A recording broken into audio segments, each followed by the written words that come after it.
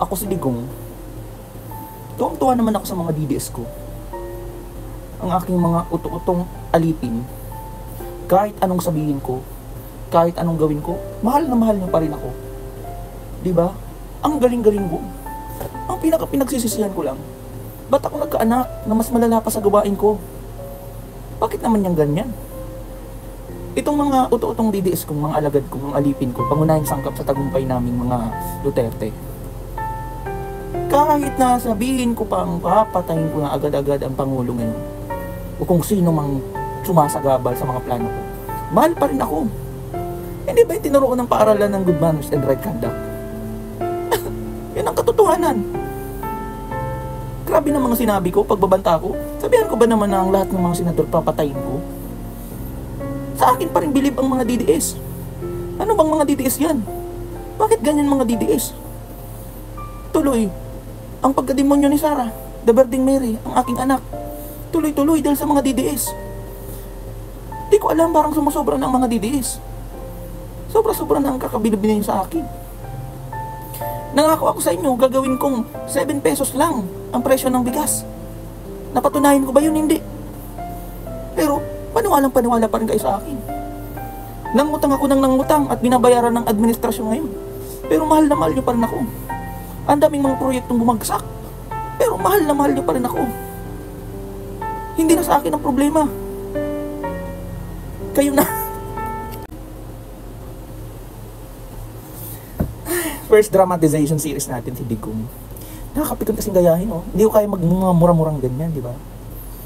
Di ba? Anyway, latest news natin. May mga susunod na. Ganda, oh.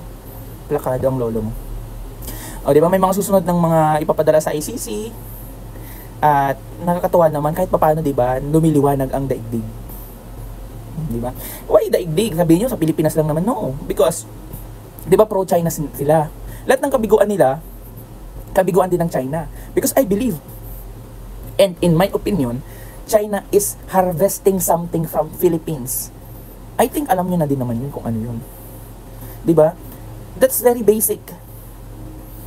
May mga malalaswa pa nga dyan eh. Dyan sa background ko. But, hindi ko na nilagay. Pero bakit ganun, no? Mga DDS na to, alam nyo nang mali na ang gawain ng Panginoon nyo. Yung Pope nyo, tuloy-tuloy pa rin kayo. Support pa rin kayo kahit sobrang maling-mali na ang ginagawa na sa mundo. Yes, let's put into consideration yung edad niya, di ba? As ilang taon na si former president. That doesn't eradicate the fact na kailangan niya rin pagbayaran ang mga ginawa niya. With, di ba? With intensive care. Kasi nga, dahil nga matanda na siya. Pero kung nasa edad-edad lang yan, mga 40 to 50, ay kung ano yung mga trato sa regular na mga preso, yun dang dapat din ang ipagtrato sa kanya.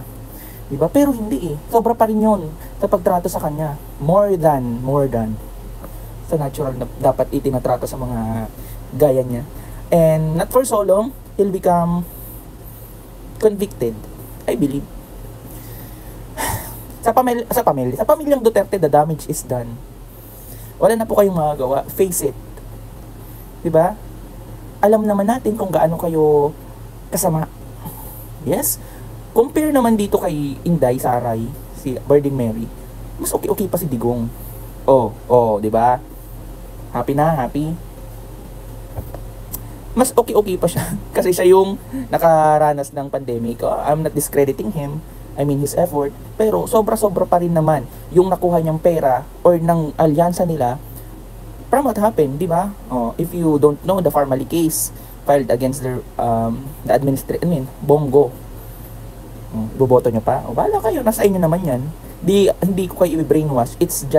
I'm just telling you the reality na kung alyansa ni Duterte ang iboboto nyo, I believe I can fly. Somewhere else, so far away. Di ba? Napaka daming issue ng mundo ngayon. Tapos, ganyan lang yung reaction nyo. Alam nyo ng dami ng mali ng mga pinagagawa. Happy pa kayo.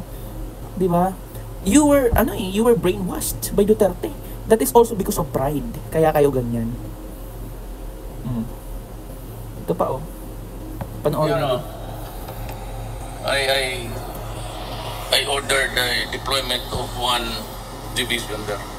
I hope it would temper their cruelty and ruthlessness. Coming from you, ha? Kasi mukhang ayaw ko rin na ganunin mo lang rin ako. I mean, you should not. And that is really the fault of all bad people. Including you. That they think that they monopolize evil in this country. So Mga ang evilness ni Digong talagang simula panganay hanggang bunso. 'Di ba? Pati si Anelet, mga demonyita. No? What is nakahalit? 'Di ba? Yun yung katotohanan, girls and boys. So wag natin i-remove, wag nating aalisin yung katotohanan na ang Duterte, ang laki talaga ng impluwensya nila sa inyo man lang. Buti nga may natira pang gaya namin eh. We really see how's the difference between reality and imagination. Tapos kala nyo alam nyo guys, sa mga nagsasabing walang nagawa si PBBM, yung unang-una yung launching ng 20 pesos na bigas, yan, di ba? It's been exercised na doon sa Visayas. Papunta na yun dito guys, because the OP, the Office of the President, is now doing the guidelines. So whoever is responsible for the guidelines, di ba? So wait lang tayo, at least nasimula na. For 3 years. Pero yung sabi ni Digong na 7 pesos per kilo. Aspiration nga lang yung kay Bongbong Marcos eh. Tapos sabihin ni Inday Sara, grabe yung pangako daw ni Bongbong Marcos. Pero tigil-tigilan mo nga ako. Bigyan kita ng sample Ano mga naiambag ni Sara? Actually, next dramatization, Sara na. Di ba? Good luck. Ano daw mga content ni Sara? Ang dami niyang mga mga kalokohan sa buhay. Pinagmumura ang mga policeman. Ito para manunod ang mga kabaling botante kanina.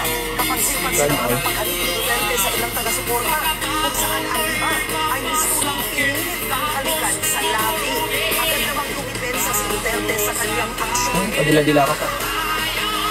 Kasi talaga. Oh my God.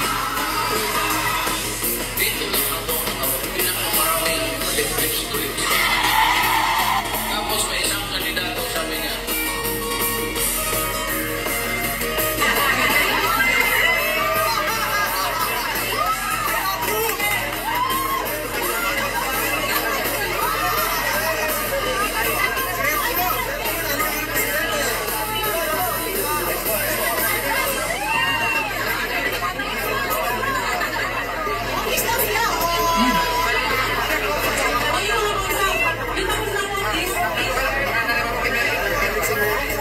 pwede yung gawing sample ng mga bata.